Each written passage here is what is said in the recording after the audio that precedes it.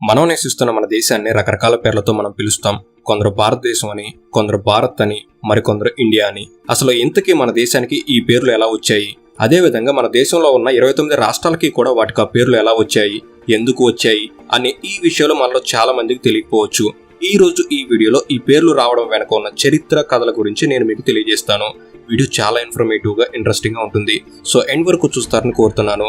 And ఇలాంటి మరిన్ని informative videos ని మీ కొరకు తెచ్చేందుకు మీ సపోర్ట్ గా జస్ట్ లైక్ చేయండి చాలు. సో ఇంక లేట్ చేయకుండా let's get in to the video.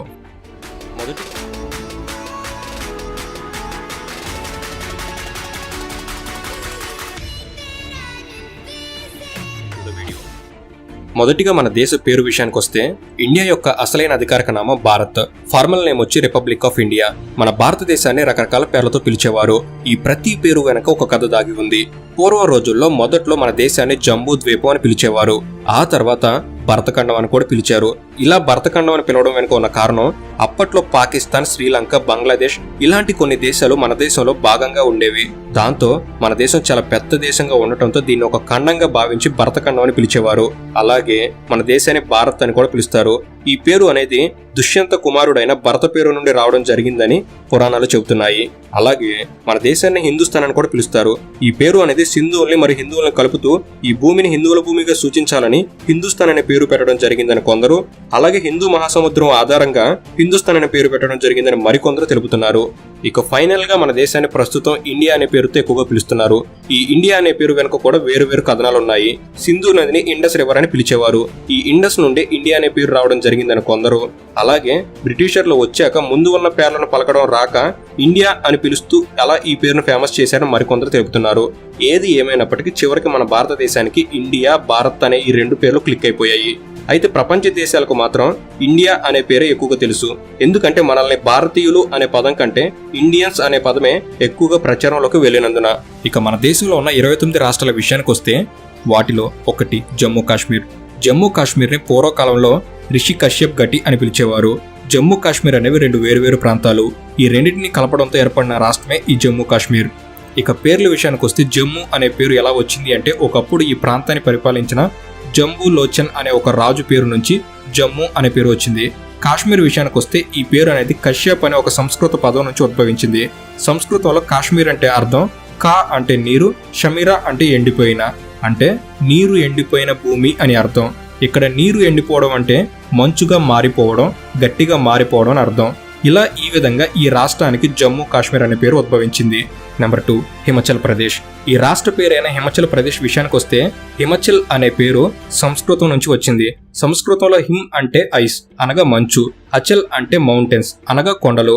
ఈ ప్రదేశం అంతా మంచు కొండలతో నిండి ఉన్నందున హిమాచల్ ప్రదేశ్ అనే పేరు ఈ రాష్ట్రానికి గాను ఉద్భవించింది. నెంబర్ 3, పంజాబ్. పంజాబ్ అనేది రెండు పదాల కలయిక, అంటే పంజ్ ప్లస్ అబ్. పంజ్ అంటే 5, అబ్ అంటే నీరు. ఈ రాష్ట్ర భూమి గుండా మొత్తంగా 5 నదులు, అవే సుత్లెజ్, బీస్, రవి, చెనబ్ మరియు జీలం అనే ఈ 5 నదులు 16వ శతాబ్దం ముఘల్ ఎంపైర్ అక్బర్ పాలిస్తున్న సమయంలో నుంచి ప్రవహించడం వలన ఈ ప్రదేశానికి గాను 5 నదుల భూమి అని అర్థం వచ్చేలా పంజాబ్ అనే పేరును పెట్టడం జరిగింది.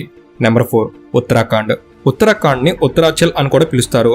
ఆంధ్రప్రదేశ్ నుంచి తెలంగాణ విడిపోయి ఏ విధంగా అయితే ఒక కొత్త రాష్ట్రంగా ఏర్పడిందో, ఇదే మాదిరిగా ఇంతకంటే ముందే ఉత్తరప్రదేశ్ లో ఒక భాగమైన ఉత్తరాంచల్ అనేది 2000 సంవత్సరం నవంబర్ 9న విడిపోయి 27వ కొత్త రాష్ట్రంగా ఏర్పడింది. ఆ తర్వాత 2007లో ఈ ఉత్తరాంచల్ కి ఉత్తరాఖండ్ అనే కొత్త పేరును పెట్టడం జరిగింది. ఉత్తరాఖండ్ అంటే అర్థం ఉత్తర ప్రాంతం అని. పాత పేరైన ఉత్తరాచల్ అంటే అర్థం చల్ అంటే కొండలు, అంటే ఉత్తర కొండలు అని అర్థం. నెంబర్ 5, హర్యానా. హర్యానా అనే పేరు ఒక సంస్కృత పదం. ఇది రెండు పదాల కలయిక, అవే హరి మరియు అన. హరి అంటే శ్రీ విష్ణువు, అన అంటే నివాసం లేదా ఇల్లు, అంటే హర్యానా అనగా శ్రీ విష్ణువు నివాసం అని అర్థం. ఈ పేరుని 12వ శతాబ్దపు ఏడి అపభ్రంశ రచయిత విభుత్ శ్రీధర్ వారి రచనలో కనుగొనబడింది. అలాగే ఈ హర్యానాకి మరో అర్థాన్ని తెలుపుతున్నారు. హర్యానా అంటే హరి ప్లస్ అన. హరి అనగా విష్ణువు, ఆన అంటే రావడం. శ్రీకృష్ణుడిని విష్ణువు యొక్క పునర్జన్మగా పరిగణించబడ్డారు కనుక మహాభారత సమయంలో శ్రీకృష్ణుడు ఈ ప్రాంతానికి వచ్చాడు కనుక ఈ పురాణం ప్రకారంగా ఈ రాష్ట్రానికి ఈ పేరు వచ్చింది. నెంబర్ 6, ఉత్తరప్రదేశ్. ఉత్తరప్రదేశ్ అంటే ఉత్తర్ ప్లస్ ప్రదేశ్. ఉత్తర్ అంటే ఉత్తరం, ప్రదేశ్ అంటే రాజ్యం. ఈ రాష్ట్రం మన దేశానికి ఉత్తర భాగాన ఉన్నందున ఈ రాష్ట్రానికి ఉత్తరప్రదేశ్ అనే పేరును పెట్టడం జరిగింది. నెంబర్ 7, రాజస్థాన్. రాజస్థాన్ అనేది ఒక సంస్కృత పదం. రాజా అంటే రాజులు, స్థన్ అంటే ప్రదేశం, అంటే రాజుల ప్రదేశం అని అర్థం. రాజస్థాన్ని ఒకప్పుడు 1947 ముందు వరకు కూడా అంటే బ్రిటిష్ వారు పరిపాలిస్తున్న కాలంలో రాజస్థాన్ని రాజపుతానా అని పిలిచేవారు. అంటే అర్థం రాజుపుత్రుల భూమి అని. దీనికి గల కారణం ఒకప్పుడు ఈ ప్రాంతంలో దాదాపుగా 2 డజన్లకు పైగా రాజ్యాలు, వాటి అధిపతులు ఇలా ఎక్కువ మంది రాజులతో నిండి ఉండటంతో ఈ రాష్ట్రానికి ఇలా ఈ పేరు ఉద్భవించింది. ఆ తర్వాత ఈ రాజపుతానా పేరును కాస్త రాజస్థాన్ గా మార్చడం జరిగింది. బీహార్ అనే ఈ పదం విహార అనే సంస్కృత పదం నుండి వచ్చింది. ఈ రాష్ట్రం అనేక స్తూపాలు మరియు విహార ప్రదేశాలను కలిగి ఎంతో గొప్ప చరిత్రతో ముడిపడి ఉంది. ఈ రాష్ట్రంలోని ప్రదేశాలు బౌద్ధ మతానికి మూలాధారం. బుద్ధుడు ఈ ప్రదేశంలోనే జ్ఞానోదయం పొందారు. దీని కారణంగానే ఈ ప్రాంతంలో పెద్ద సంఖ్యలో విహారాలు నిర్మించబడ్డాయి. విహారం అంటే బౌద్ధ సన్యాసులు నివసించే ప్రదేశం అని అర్థం. ఈ విహార్ అనే పేరు కాస్త క్రమంగా బీహార్గా మారింది. వెస్ట్ బెంగాల్లో మొదటిగా బెంగాల్ విషయానికి వస్తే బెంగాల్ అనేది ఒక సంస్కృత పదమైన వ్యాంగ్ నుండి వచ్చింది. అయితే చాలా మందిలో ఉండే డౌట్, మన దేశంలో ఉన్నది ఒక్కటే బెంగాల్ కదా, మరి అలాంటప్పుడు ఈ రాష్ట్రాన్ని సింపుల్ గా బెంగాల్ అని పిలవచ్చు కదా, వెస్ట్ బెంగాల్ అని ఎందుకు పిలుస్తున్నారు అని. నిజానికి ఒకప్పుడు ఈ ప్రాంతాన్ని బెంగాల్ అనే పిలిచేవారు. కానీ కొందరు పాలకుల పాలనా సాకుల వలన ఈ ప్రాంతాన్ని ఈస్ట్ బెంగాల్ మరియు వెస్ట్ బెంగాల్ గా 2 భాగాలుగా విభజించడం జరిగింది.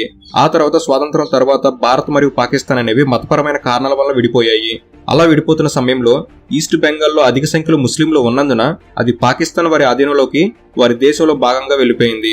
అలా 1947 తర్వాత నుంచి, అంటే మనకు స్వాతంత్రం వచ్చిన తర్వాత నుండి ఈస్ట్ బెంగాల్ పాకిస్తాన్ వారిది అయితే వెస్ట్ బెంగాల్ మన భారతదేశానికి చెందినదిగా మారింది. కానీ మరికొంతకాలం గడిచాక పాకిస్తాన్ ఆధీనంలో ఉన్న ఆ వెస్ట్ బెంగాల్ కూడా పాకిస్తాన్ వారి అరాచక పాలన కారణంగా వారి దేశం నుంచి విడిపోయి ఒక స్వతంత్ర దేశంగా ఏర్పడిపోయింది. అదే ప్రస్తుతం మనం చూస్తున్న బంగ్లాదేశ్. ఇలా ఈ ప్రాంత విషయంలో జరిగిన ఎన్నో మార్పుల వలన చివరికి వెస్ట్ బెంగాల్ మాత్రమే మన భారతదేశంలో ఒక రాష్ట్రంగా మనకు దక్కింది. జార్ఖండ్ అనేది 2 హిందీ పదాలతో రూపొందిన పేరు. అవే జర్ మరియు ఖండ్. జర్ అంటే పచ్చదనం, అడవులని అర్థం. ఖండ్ అంటే ప్రాంతం, భూమి, ప్రదేశం అని అర్థం. సో జార్ఖండ్ అంటే అడవుల భూమి అని అర్థం. ఈ రాష్ట్ర ప్రాంతం అంతా అడవులతో, కొండలతో నిండి ఉంటుంది. 19వ శతాబ్దంలో అయితే దాదాపుగా 90% వరకు ఈ ప్రాంతం అంతా అడవులతో నిండి ఉండేది. సో అందువలనే ఈ రాష్ట్రానికి జార్ఖండ్ అనే పేరు వచ్చింది. ఈ జార్ఖండ్ ని ల్యాండ్ ఆఫ్ ఫారెస్ట్, వనచెల్ అని కూడా పిలుస్తారు. ఒడిషా 2011 ముందు వరకు కూడా ఈ ఒడిషా రాష్ట్రాన్ని ఒరిస్సా అని పిలిచేవారు. కానీ 2009లో ఈ రాష్ట్రంలోని ఒక పొలిటికల్ పార్టీ అయిన బీజేడీ పార్టీ అనేది బీజేపీ పార్టీతో తన బంధాన్ని తెంచుకొని స్వతంత్రంగా పోటీ చేయగా అత్యధిక శాసనసభ స్థానాలు దక్కించుకొని గెలిచింది. ఈ ఒరిస్సా రాష్ట్రం యొక్క అధికారిక భాష ఒడియా. ఎప్పుడైతే ఈ బీజేడీ పార్టీ ప్రభుత్వం అధికారంలోకి వచ్చారో వీరి రాష్ట్ర భాష ఒడియాలో వీరి రాష్ట్ర పేరు బాగా ప్రతిబింబించాలి అనే ఉద్దేశంతో అధికారికంగా ఒరిస్సా నుంచి ఒడిషాగా రాష్ట్ర పేరును 2011లో మార్చడం జరిగింది. ఇక ఈ ఒడిషా అనే పేరు ఓరా లేదా ఉరా లేదా ఒడ్రా దేశ లేదా సుమేరా లేదా ఒడ్రా బిసాయ అనే పురాతన పదాల నుండి ఉద్భవించిందని చెబుతారు. ఇక ఈ ఒడిశా రాష్ట్రాన్ని ఒకప్పుడు అంటే పూర్వకాలంలో కళింగ, ఉత్కల్, ఒడ్రా దేశాన్ని కూడా పిలిచారు. ఛత్తీస్గఢ్ అనేవి 2 హిందీ పదాలు. అవే ఛత్తీస్ మరియు గర్. ఛత్తీస్ అంటే 36, గర్ అంటే కోట అని అర్థం. అంటే 36 కోటలు అని అర్థం. ఈ రాష్ట్ర ప్రాంతంలో మొత్తంగా 36 కోటలు ఉండటం వలన ఈ రాష్ట్రానికి ఛత్తీస్గఢ్ అనే పేరు వచ్చింది. ఈ రాష్ట్ర పేరు వెనక మరొక కథనం కూడా ఉంది. ఈ రాష్ట్ర ప్రాంతాన్ని అనేక రాజవంశాలు పాలించినప్పటికీ ఎక్కువ కాలం మాత్రం పాలించినది కల్చూరి రాజవంశం వారే. ఈ కల్చూరి రాజుల్ని చెడీస్ అని కూడా పిలుస్తారు. వీరు పరిపాలించిన ఈ ప్రాంతాన్ని వీరి వలన ఛత్తీస్గఢ్ గా మొదట్లో పిలవగా ఆ తర్వాత ఛత్తీస్గఢ్ గా మారడం జరిగిందని మరికొందరు తెలుపుతున్నారు. మధ్యప్రదేశ్ రాష్ట్రం అనేది మన దేశానికి మధ్య ప్రాంతంలో ఉండటం వలన ఈ ప్రాంతానికి మధ్యప్రదేశ్ అనే పేరు రావడం జరిగింది. 1956 ముందు వరకు కూడా ఈ ప్రాంతాన్ని మధ్య భారత్ అని పిలిచేవారు. ఆ తర్వాత 1956 నవంబర్ 1 నుంచి రాష్ట్ర పేరుని మధ్య భారత్ నుంచి మధ్యప్రదేశ్ గా మార్చడం జరిగింది. అంతేకాదు ఇలా పేరు మార్చడానికి ముందు వింధ్యప్రదేశ్ మరియు భోపాల్ రాష్ట్రాలని ఇందులో కలపడం జరిగింది. గుజరాత్. మహాభారత కాలంలో ఈ గుజరాత్ ప్రాంతాన్ని అనార్చెంట్ అని పిలిచేవారు. అంటే పశ్చిమ భూమి అని అర్థం. ఆ తర్వాత ఈ ప్రాంతాన్ని 6వ శతాబ్దం వరకు కూడా సూరత్, సౌరాష్ట్ర మరియు కతియావాడ్ అనే పేర్లతో పిలిచారు. ఇక ఆ తర్వాత నుంచి అంటే 6వ శతాబ్దం నుంచి 12వ శతాబ్దం వరకు కూడా ఈ ప్రాంతాన్ని గుజర్ల అనే రాజవంశులు పాలిస్తూ వచ్చారు. అందువలనే ఈ భూమిని వీరి పేర్ల మీదుగానే గుజర్ల భూమి అని, అలా ఆ తర్వాత గుజర్ ప్రదేశ్, ఆ తర్వాత గుజరాత్ అంటూ రావడం జరిగింది. మహారాష్ట్ర మహారాష్ట్ర అనే ఈ పేరు రావడం వెనుక చాలా కథనాలే ఉన్నాయి. మహారాష్ట్ర అనేది ఒక సంస్కృత పదం అని, మహా అంటే గొప్ప అని, రాష్ట్ర అంటే దేశం లేదా ఆధిపత్యం అని అర్థం, అంటే గొప్ప దేశం అన్నట్లుగా అర్థం. ఒకప్పుడు భారతదేశంలో ఈ ప్రాంతం అత్యుత్తమ రాష్ట్రంగా ఉండటంతో ఈ రాష్ట్రానికి గాను మహారాష్ట్ర అనే పేరును పెట్టడం జరిగింది.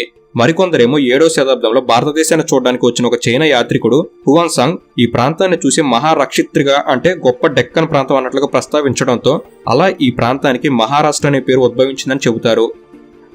గోవా. ఈ రాష్ట్రానికి గోవా అనే పేరు రావడం వెనక కూడా చాలా కథనాలే ఉన్నాయి, కానీ స్పష్టమైనవి మాత్రం లేవు. మనకు స్వాతంత్రం రావడానికి ముందు గోవాని పోర్చుగీస్ వారు చాలా ఏళ్లు పాలించారని, వీళ్ళ నుంచే ఈ గోవా అనే పదం వచ్చిందని, ఈ పదాన్ని యూరోప్ లేదా గ్రీస్ భాష నుంచి వచ్చినట్లుగా చెబుతారు. మరికొందరేమో గోవా అనే పేరు గోవాన్ అనే పదం నుండి వచ్చిందని, దీని అర్థం పొడవైన గడ్డి అంటున్నారు. మరికొందరేమో మహాభారత కాలంలో ఈ ప్రాంతం అనేది గోవులకు ప్రసిద్ధని, అందువలనే ఈ ప్రాంతాన్ని గోమంత, గోమాంచల, గోపకపట్నం, గోపకపురి, గోవాపురి, గోవెం మరియు గోమంతక్ ఇలా అనేక పేర్లతో పిలుస్తూ చివరికి గోవాకి రావడం జరిగిందని తెలుపుతారు. పురాణాల ప్రకారం అయితే గోవా అంటే గోవుల దేశం అని అర్థం. సో ఇది ఫ్రెండ్స్, ఈ వీడియో లెంత్ని మరింత పెంచకూడదు అనే ఉద్దేశంతో ఈ పార్ట్ 1లో 16 రాష్ట్రాల వరకు మాత్రమే కవర్ చేయడం జరిగింది. రిమైనింగ్ 13 రాష్ట్రాలని పార్ట్ 2గా వివరిస్తూ నెక్స్ట్ వీడియోగా దాన్ని రిలీజ్ చేస్తాను. ఈ వీడియో కనుక మీకు నచ్చినట్లయితే జస్ట్ లైక్ చేయండి. ఇలాంటి మరిన్ని ఇన్ఫర్మేటివ్ వీడియోస్ని మీ ముందుకు తెచ్చేందుకు మీ సపోర్ట్గా మన తెలుగు నాలెడ్జ్ సబ్స్క్రైబ్ చేసుకుని బెల్ని ఆల్లో పెట్టుకోగలరు. Thank you for watching. Have a good day.